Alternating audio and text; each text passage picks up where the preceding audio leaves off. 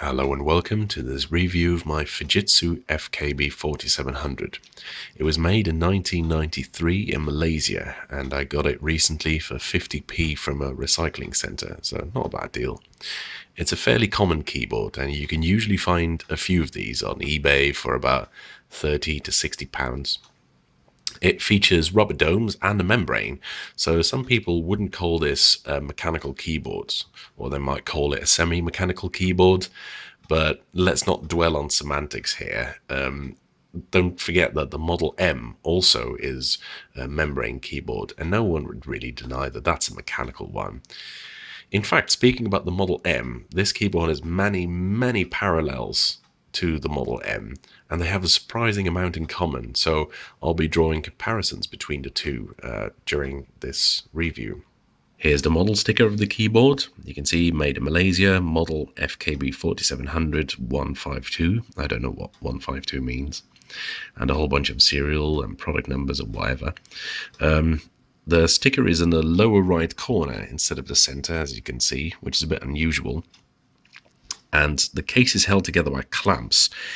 Here, clamps like this on this side, and clamps like that on this side. But don't let that fool you. Don't think that this is a badly constructed keyboard.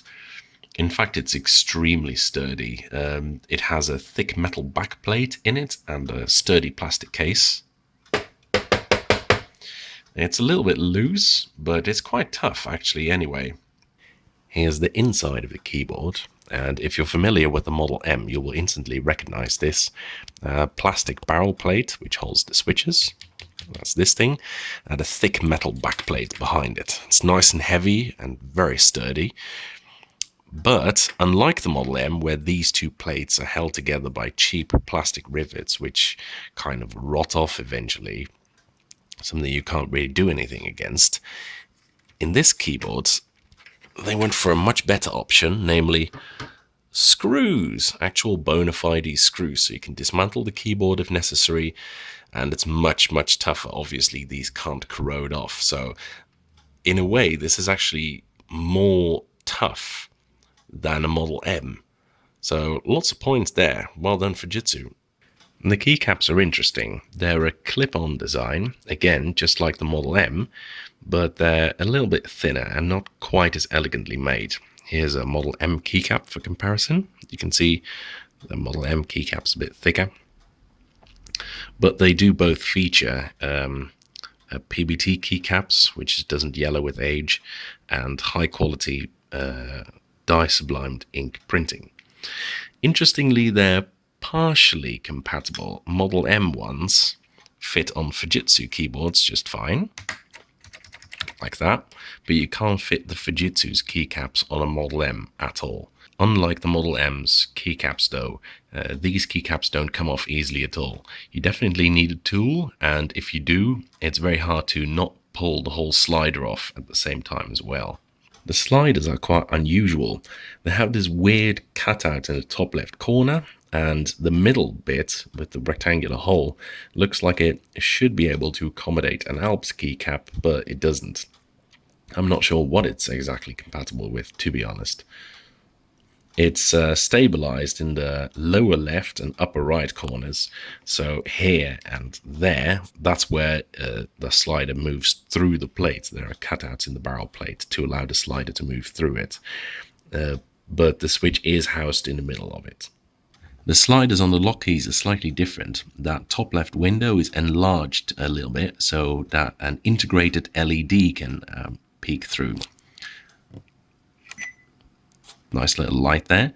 When you think about it, it's very strange that a membrane keyboard has integrated LEDs. But it does look cool. I've always liked integrated LEDs. One note though, the keycaps have a little window on them. Here you go. You can see the scroll lock here. And this is what happened to it when I washed the keycaps. The caps were a bit dirty when I got the keyboard, so I took them off and let them soak in tepid, soapy water for a little while, and that really damaged the windows. I'm not sure why that happened, but it's not great, so that's warning in advance. The caps lock key has it very badly as well. There's almost nothing left of it there. You can still see through it, but it's not great. I wish I hadn't done that. Mechanically, the switches are very simple. It's a plastic slider over a metal spring in a plastic sock over a rubber dome. I'll get my flashlight to shine inside that hole so you can see the dome beneath it. There you go. The switches are technically clicky, but I'm not really sure I would agree with that assessment, to be honest. There doesn't really appear to be a single part that's responsible for the clicky noise, and it's quite silent. I'll give you a little demonstration.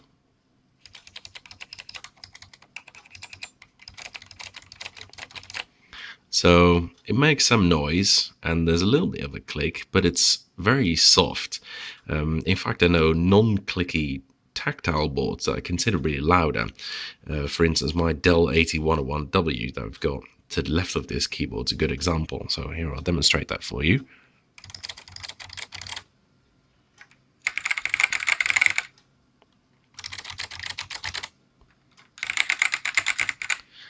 So yeah, I'm not really sure that clicky is the right word for it. The switches are very stiff and the key feels very rough, and overall it's not great to type on this keyboard. It's okay for the normal keys, but I wouldn't really recommend them. The feel's quite non-uniform too. Some keys are very rough, while others are moderately pleasant to type on. The worst thing though is the stabilised keys. They use a simple shaft to guide them, which is extremely ineffective in this case. And to make matters worse, the sliders are not in the middle of the keys. It's so bad that I had to put these red stickers on. They don't come with the keyboard by default, but if you try to push the shift here, it just practically doesn't budge. If you push it in the middle, it's very, very, very rough to the point of being unusable. So you really have to push it there. So that's why I put red stickers on all these stabilized keys, because otherwise it's simply intolerable. The exception is the spacebar, though. The spacebar has a metal spring-loaded stabilizer bar, which is extremely effective. You can easily push it on the absolute edge, and it'll do just fine. So that's quite well done. Note that the spacebar is very yellow. Very, very yellow, so it's definitely made out of a different material than the rest of the caps. Speaking of yellowing, this is the most yellowed keyboard I've ever seen in my life, and it appears to have been stashed in a static position, because you can see that the shadow of the keycaps actually left white spots on this keyboard. You can see that? White spots just from the orientation of the keyboard. So yes, it does yellow quite a lot. All in all, the keyboard's construction quality is second to none, and the key feel is interesting, but it's not something I'd recommend for serious typing. Some of the switches just feel very rough, and all of them feel too heavy. And frankly, the ones with the stabilizer bars in them, so the ones I put red stickers on, they are so bad that they're enough to single-handedly ruin the keyboard for me. I know some people adore this keyboard, but it's really not for me. It feels like a buckling spring keyboard that's gone off. IBM buckling springs, like in the Model M, are just so much nicer. The key feel is nice and light compared to this, much cleaner. It just feels nicer in every way. The one thing I can think of that this keyboard's switches have as an advantage is that they're so silent. Model M is super loud, so if you work in an open office, everyone is going to hate you. These are nice and silent. That's pretty much the only advantage they have. Other than that, this is not a keyboard I'd recommend. So that's the end of my review. I hope you enjoyed it. And following is a typing demonstration of me typing on this keyboard.